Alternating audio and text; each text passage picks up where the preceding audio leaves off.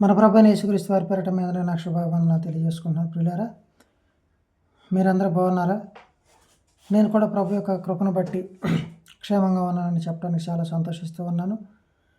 మరి ఈరోజు ఒక చిన్న వీడియోతో మీ ముందుకు రావాలని ఆశిస్తూ ఉన్నాను. అదేంటంటే, మన మతోన్మాద సహోదరులు అడుగుతున్నటువంటి ఒక ప్రశ్న, చాలా కాలంగా అడుగుతున్నటువంటి ఒక ప్రశ్న. స్వాతంత్ర సమరయోధులు, దేశం కోసం కష్టపడిన వారు, దేశానికి స్వాతంత్రాన్ని తెచ్చిపెట్టినటువంటి వారు పరలోకానికి వెళతారా, నరకానికి వెళతారా అనేటువంటి ప్రశ్న. అయితే చాలా కాలంగా ఇది కొంతమంది మాత్రమే రైజ్ చేస్తూ ఆ ప్రశ్న ద్వారా అనేక మందిని క్రైస్తవ్యాన్ని చిక్కుల్లో పెట్టాలని, దాని ద్వారా క్రైస్తవులను దేశద్రోహులుగా ముద్ర వేయాలని ప్రయత్నిస్తూ ఉన్నారన్నమాట. దానికి సమాధానం చెప్పాలని నా చిన్న ఆలోచన ఈ వీడియో రూపంలో మీ ముందుకు రావడానికి కారణం. అయితే మరొకసారి ఆదికాండం నుంచి ప్రకటన గ్రంథం వరకు ఎవరైనా సరే, బైబిల్ని తప్పుపట్టాలనుకున్న ఎవరైనా సరే ఒక్కసారి ఆగి తప్పుపట్టాలనే ఉద్దేశంతో కాకుండా దానిని గనక మనసు పెట్టి చదవగలిగినట్లయితే బైబిల్ మనిషికి ఎంత స్వేచ్ఛనిస్తుందో, ఎంత పరిశుద్ధ గ్రంథమో, పాపాన్ని ఎంత అసహ్యించుకుంటుందో, పరిశుద్ధతను ఎంత ప్రేమిస్తుందో, తను ఇష్టపడిన వారిని ఆయన ఏ విధంగా ఓదార్చుతాడో, తన దగ్గరకు తీర్చుకుంటాడనేది మనకు బైబిల్ బోధిస్తూ ఉంటుంది.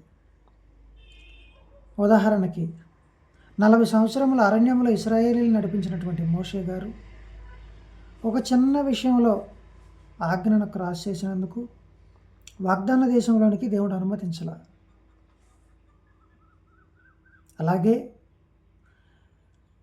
నా ఇష్టానుసారుడు, నా హృదయానుసారుడైన స్టేట్మెంట్ ఇచ్చినటువంటి దావీదు ఒక చిన్న విషయంలో, వ్యభిచార విషయంలో దొరికిపోయి ఊరియా భార్యను అన్యాయంగా అతను పొందినది కాక ఊరియాను చంపేయటం వల్ల దేవుడు దానికి శిక్షగా దావీదునే ప్రజలందరి ఎదుట బహిర్గతంగా దావీదు భార్యలన్నిటికి అప్పగించి అతని జీవితాన్ని అనేక మంది ఎదుట చాలా దిగజార్చినటువంటి స్థితిలోకి దించేశాడనమాట. ఇలా మనం ఆలోచించగలిగినట్లయితే బైబిల్లో ఏ ఒక్కరికి కూడా మినహాయింపు లేదు. మోషేకి మినహాయింపు లేదు, 40 సంవత్సరాలు నడిపించి కూడా. దావీదుకి మినహాయింపు లేదు, ఒక చిన్న తప్పు విషయంలోనే దావీదు పాపాన్ని బట్టబయలు చేసేసాడు. ఇలా మీరు ఆలోచిస్తే ఏ ఒక్కరికి మినహాయింపు లేదు బైబిల్ గ్రంథంలో. పాపానికి ఏ ఒక్కరికి మినహాయింపు లేదు. అలాగే నీతిగా బ్రతికేవాడికి కూడా ఎవడు విరోధి కాలేడు. అది స్వాతంత్ర సమరయోధులు నరకానికి వెళతారా, పరలోకానికి వెళతారని నా నోటితో నేను చెప్పి ఒక దేశద్రోహిగా మీ చేత ముద్ర వేయించుకునే దానికంటే బైబిల్ స్టేట్మెంట్ని, బైబిల్ ఏం చెప్తుందో దాన్ని మీకు ఒక్కసారి చెప్తే దాన్ని బట్టి మీరే అర్థం చేసుకుని మీరే నిర్ణయం తీసుకోండి. దీని దగ్గర మనం గొడవలో మా వాళ్ళు అలా చెప్పారనేది చూసారా, క్రైస్తవులు ఈ దేశంలో ఉంటూ కూడా ఈ దేశంలో స్వాతంత్రం కోసం పోరాడినటువంటి వారిని సమర్థించడం లేదు, వాళ్ళు నరకానికే నేను చెప్తున్నారు అని మీకు మాకు గొడవలు ఇవన్నీ వద్దు. బైబిల్ ఇచ్చినటువంటి స్టేట్మెంట్ ఏదైతే ఉందో దాన్ని మేము ఫాలో అవుతాం కనుక బైబిల్ ఎలాంటి స్టేట్మెంట్ ఇచ్చిందో ఒకసారి గమనిస్తే హెబ్రీలకు రాసిన పత్రిక 5వ అధ్యాయం 7వ వచనం. హెబ్రీలకు రాసిన పత్రిక 5వ అధ్యాయం 7వ వచనంలో, శరీరధారి అయి ఉన్న దినములలో మహారోదనముతోనూ కన్నీళ్లతోనూ తన్ను మరణము నుండి రక్షింపగలవానికి ప్రార్థనలను యాచనలను సమర్పించి భయభక్తులు కలిగి ఉన్నందున ఆయన అంగీకరింపబడెను. యేసుక్రీస్తు వారిని గురించినటువంటి స్టేట్మెంట్ ఇది. యేసుక్రీస్తు వారు శరీరధారిగా ఉన్నారు దినములలో రోదన అంటే తెలుసు కదా, మహారోదనం, కన్నీళ్ళు, విపరీతమైనటువంటి కన్నీళ్లతో తను మరణము నుండి రక్షింపగలవానికి. ఏ మరణం? శరీర మరణం అనుకున్నారు. కాదు. శరీర మరణం నుంచి ఆయన్ని, ప్రభువుని దేవుడు రక్షిస్తే మనందరికీ ఈ రోజున రక్షణే లేదు, మనందరికీ పరలోకమే లేదు. శరీర మరణం కాదు, ఆత్మీయ మరణం అక్కడ. ఈ శరీరాన్ని ధరించుకుని ఈ భూమి మీదకి వచ్చిన ప్రతి మనిషికి కూడా 2 మరణాలు ఉన్నాయి. ఒకటి శరీర మరణం, 2 ఆత్మ మరణం. శరీర మరణం ప్రతి ఒక్కరూ పొందవలసిందే. ఆత్మ మరణం మాత్రం ఎవరైతే పరిశుద్ధులుగా భూమి మీద బ్రతుకుతారో, ఎవరైతే దేవునికి విధేయులై భయభక్తులు కలిగి బ్రతుకుతారో వారు మాత్రమే తప్పించుకుంటారు. దానికి రిలేటెడ్గానే హెబ్రీ గ్రంథకర్త ప్రభువైన యేసుక్రీస్తు వారిని గురించి స్టేట్మెంట్ ఇచ్చాడు. ఆయన మాట్లాడుతున్నాడు, తను మరణం నుండి తప్పించగలవానికి ప్రార్థనలను యాచనలను సమర్పించి భయభక్తులు కలిగి ఉన్నందువల్ల ఆయన అంగీకరింపబడింది. దేనికి అంగీకరించబడ్డాడు ప్రభు యేసుక్రీస్తు వారు? దేనికి అంగీకరించబడ్డాడు? మరణం నుంచి తప్పించబడటానికి, మరణం నుంచి తప్పించబడే లిస్టులో ఉండటానికి. చూసారా, ప్రభు అయిన యేసుక్రీస్తు వారిని గురించి బైబిల్ ఏం స్టేట్మెంట్ ఇచ్చిందండి? దేవుడు ఏం స్టేట్మెంట్ ఇచ్చాడు? ఈయన నా ప్రియ కుమారుడు, ఈయన యందు నేను ఆనందిస్తున్నాను అని చెప్పి నాకు ఇష్టడైన వాడని అతని గురించి స్టేట్మెంట్ ఇచ్చాడు కదా దేవుడు. పరిశుద్ధాత్మ పావుర రూపంలో అతని భుజం మీద వాలింది కదా.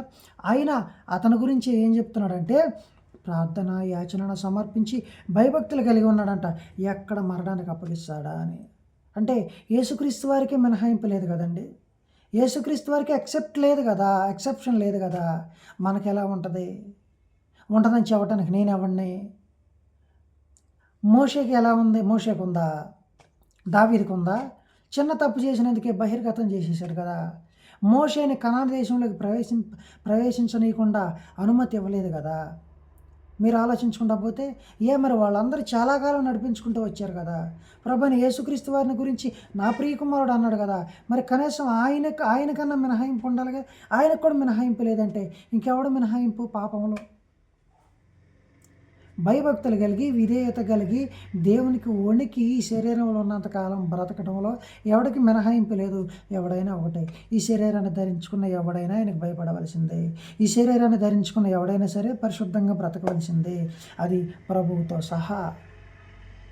ప్రభువుకే మినహాయింపు లేనప్పుడు స్వాతంత్ర సమరయోధులకు మినహాయింపు ఎలా ఉంటుంది? బైబిల్ ఏం చెప్తుంది? దేవుడు ఎప్పుడు కూడా ఇంటర్నల్ని ఎక్స్టర్నల్ని రెండింటినీ క్యాలిక్యులేట్ చేస్తాడు.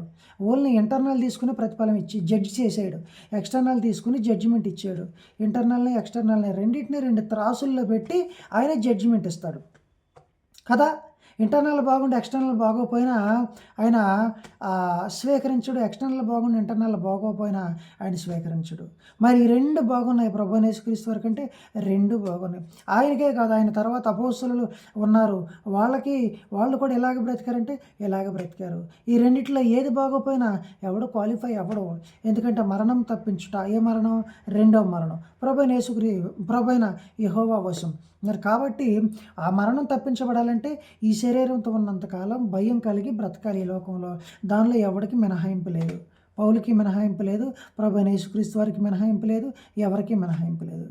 నేను చెప్తున్నాను కదా, వాగ్దాన దేశంలోకి వెళ్ళటానికే మోషేకు అనుమతి ఇవ్వకపోతే అంతకంటే మరీ శ్రేష్టమైన దేశం పరలోక దేశానికి వెళ్ళటానికి దేవుడు ఎందుకు మినహాయింపిస్తాడండి? స్వాతంత్ర సమరయోధులకు కానివ్వచ్చు, మరెవరికైనా కానివ్వచ్చు. ఎందుకు ఇస్తాడు? ఒకసారి చూడండి, రోమాపత్రిక 8వ అధ్యాయం 32వ వచనంలో, తన సొంత కుమారుని అనుగ్రహించుటకు వెనుక తీయక మనందరి కొరకు ఆయనను అప్పగించినవాడు ఆయనతో పాటు సమస్తమును మనకెందుకు అనుగ్రహింపడు? ఏమంటున్నాడు? సొంత కుమారుని అనుగ్రహించడానికి వెనుక తీయలా. అలాంటప్పుడు మనందరి కొరకు ఆయనను అప్పగించిన వాడు ఆయనతో పాటు సమస్తమును మనకు అనుగ్రహించడానికి ఎందుకు అనుగ్రహింపడు? ఎందుకు వెనకదీస్తాడు? ప్రభువైన యేసుక్రీస్తు వారిని అప్పగించేసినప్పుడు ఆయనకంటే ఎక్కువైంది ఏముంది? దేవునికి ఏమి లేదు కదా. అలాంటప్పుడు ఆయన్ని పంపించింది ఎందుకు? అసలు ఆయన్ని అనుగ్రహించింది ఎందుకు? మనందరి పాపాలు పోగొట్టడానికి కదా. మరి ఆ పాపం పోయిన వారి లిస్టులో నేనున్నా, దావీదున్నా, స్వాతంత్ర సమరయోధులున్నా, ఇంకొకడున్నా, పోప్ ఉన్నా, ఇంకొకడున్నా వాళ్ళందరూ ఎలిజిబుల్ లిస్టులో ఉంటారు. వాళ్ళందరూ మరణం నుంచి తప్పించబడే లిస్టులో ఉంటారు.